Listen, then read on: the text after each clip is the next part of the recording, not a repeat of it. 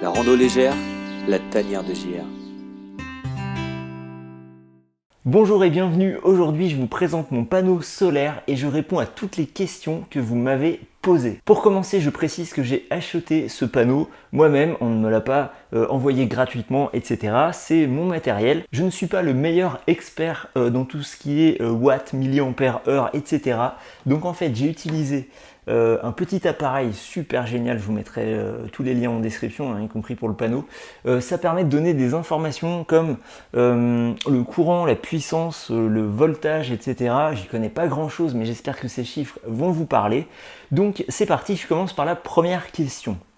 Donc quelle est la puissance de charge maximale dans les conditions idéales? Combien de watts peut donner le panneau? Bon, je ne suis pas certain de bien comprendre la question. Cela dit, si vous regardez les données, je vois Power 3,35 watts à peu près.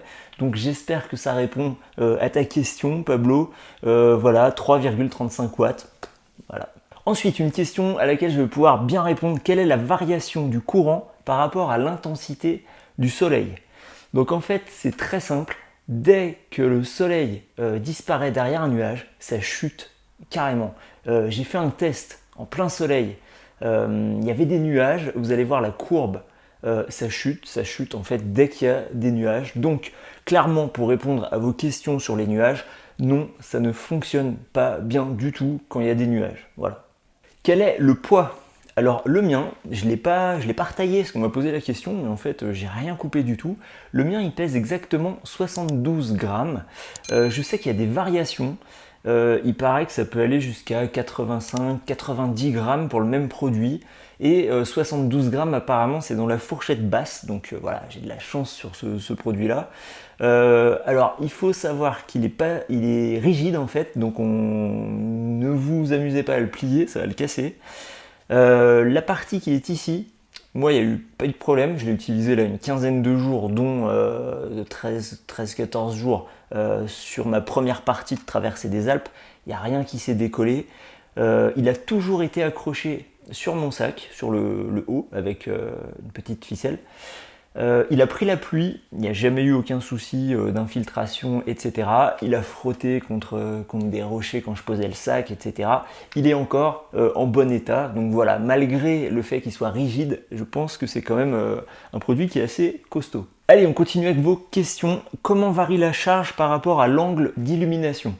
Alors en fait, en général, le meilleur angle, c'est dans les 45 à 30 degrés, ça va dépendre de la position du soleil dans le ciel. Si on le pose à plat, ça va diminuer. Alors en gros, on va dire que quand on le met à 45-30 degrés, on est à 0,73-0,75 ampères. C'est le courant, là, c'est ce qui est écrit sur la courbe, ce que vous voyez là. Donc 0,73, 0,75 ampères. Si on le met à plat, on tombe à 0,55, 0,60. Et si on le met presque vertical, à peu près pareil. Donc vous voyez, ça varie. Le meilleur rendement, c'est quand il est entre 45 et 30 degrés. Ensuite, quelle est la quantité de soleil requise pour une utilisation classique, c'est-à-dire dans quel contexte ça marche bien? Par exemple, ça marche pas bien dans une forêt, ni quand c'est nuageux, mais dès qu'il y a du gros soleil totalement dégagé dessus, ça charge en moins de 2 heures. Bon, alors, comme je disais tout à l'heure, nuage, faut oublier. Forêt, c'est pareil, dès qu'on passe à l'ombre d'un arbre, ça s'arrête. Voilà, ça marche très très bien, mais il faut être en plein soleil. Alors, petite nuance, par exemple s'il y a un grand soleil dehors et qu'il est sur votre sac à dos mais que le soleil tape pas directement, c'est-à-dire que vous êtes un peu à l'ombre, ça charge. J'ai pas de chiffre parce que ça varie tout le temps en fait, mais globalement il y a une petite charge quand même. Voilà. Alors, quelle est la durée d'exposition pour charger une batterie de 5000 mAh? Donc ça tombe bien puisque c'est exactement ce que j'ai, une petite batterie de 5000 mAh. Et bien globalement, si on s'en tient au côté théorique, il faudrait environ 7 heures en plein soleil avec un courant de entre 0,7 et 0,75 ampères.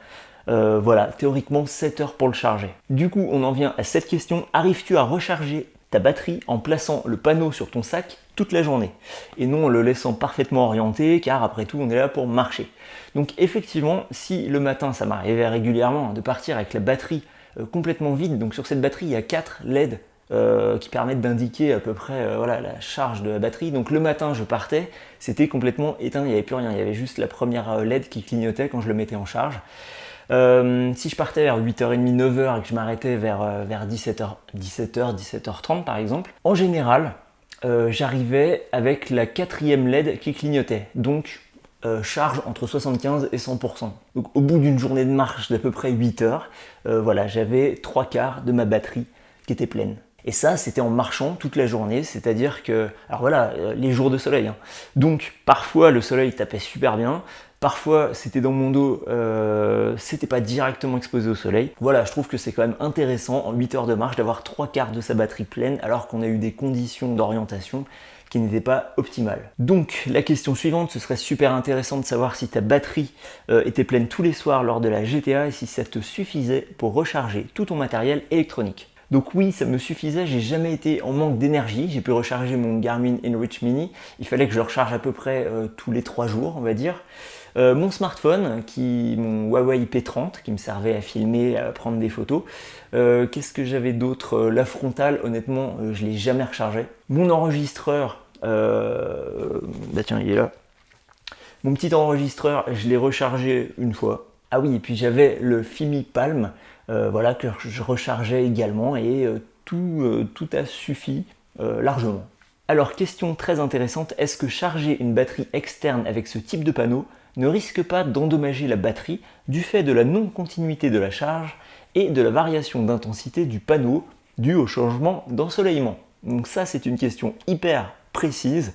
Donc, concrètement, pour répondre, je pense que ça peut endommager la batterie parce que effectivement, si on pose le panneau sur son sac, on n'a pas des conditions d'ensoleillement parfaites, donc il va y avoir de grosses baisses dans le voltage, dans le courant qui va être envoyé à la batterie, donc ça ne doit pas être super bon pour la batterie. C'est pour ça qu'il est conseillé de brancher une batterie externe, on va l'appeler batterie tampon, c'est-à-dire que cette batterie va être rechargée au fil de la journée et le soir vous utiliserez cette batterie pour recharger votre smartphone par exemple.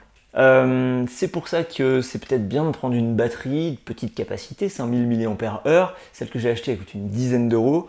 Je ne note pas de signe de fatigue après une quinzaine de jours d'usage et heureusement, mais peut-être que sur le très long terme c'est pas très bon pour la batterie, donc branchez plutôt une batterie externe sur votre panneau si vous n'avez pas des conditions optimales.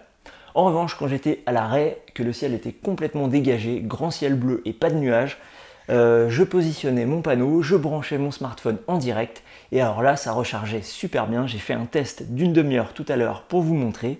Donc pour situer, là je suis à 850 mètres d'altitude, et bien en 30 minutes j'ai rechargé 364 milliampères-heure, donc je sais pas trop si on dit milliampères-heure ou milliampères, enfin bref, 364 en une demi-heure.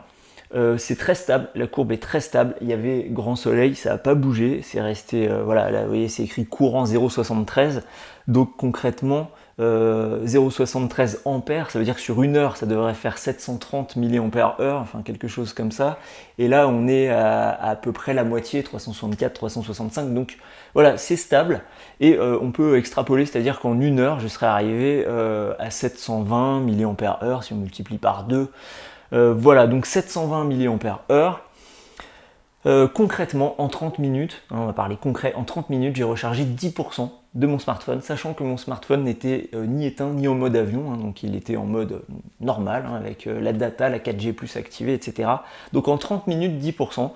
Ça veut dire en une heure, 20%, et concrètement, ça correspond à ce que j'ai mesuré sur le terrain sans avoir ceci, donc c'est moins précis, mais d'expérience, si je faisais une pause d'une demi-heure ou d'une heure, effectivement en une heure j'arrivais à recharger une vingtaine de pourcents de mon téléphone, ce qui est quand même très bien pour un panneau, rappelons-le, qui pèse 72 grammes, qui coûte une dizaine d'euros et voilà, qui a un encombrement relativement réduit. Et enfin, on me pose une question sur la puissance dans le meilleur des cas, bonne orientation, bonne heure. Dans un cas pas terrible, milieu, fin de journée, pas forcément bien orienté. Alors l'orientation, j'en ai parlé tout à l'heure, je vais parler des heures.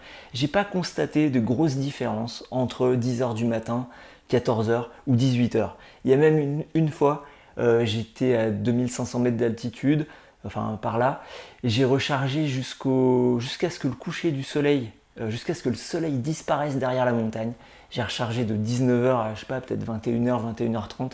Et franchement, je rechargeais à fond, quoi. Enfin, à fond pour ce panneau, c'est-à-dire max, j'arrive à 0,75 ampères au niveau du courant. Alors le bilan, je suis très satisfait de ce panneau. Il faut connaître ses limitations, mais je pense que c'est comme n'importe quel panneau solaire. Donc il fonctionne exceptionnellement bien pour sa taille, pour son poids et pour son prix en plein soleil.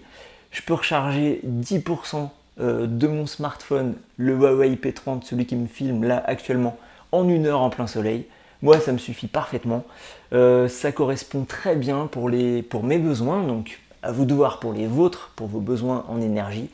Mais voilà, pour ma quinzaine de premiers jours sur la grande traversée des Alpes, ce panneau m'a donné entière satisfaction. Et donc bien sûr, je le reprendrai pour la deuxième partie. Voilà, la deuxième partie, quand j'irai, quand mon corps sera réparé à 100%, parce que là, ça tire encore un peu sur les muscles. Donc c'est pas encore la grande forme, voilà, donc j'espère dans quelques temps, voilà.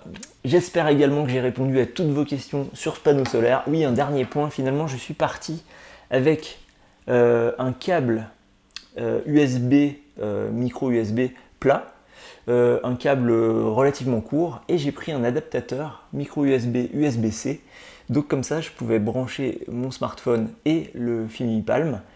Ou alors je pouvais brancher la batterie externe, le Garmin InReach ou ma frontale si besoin avec le micro USB.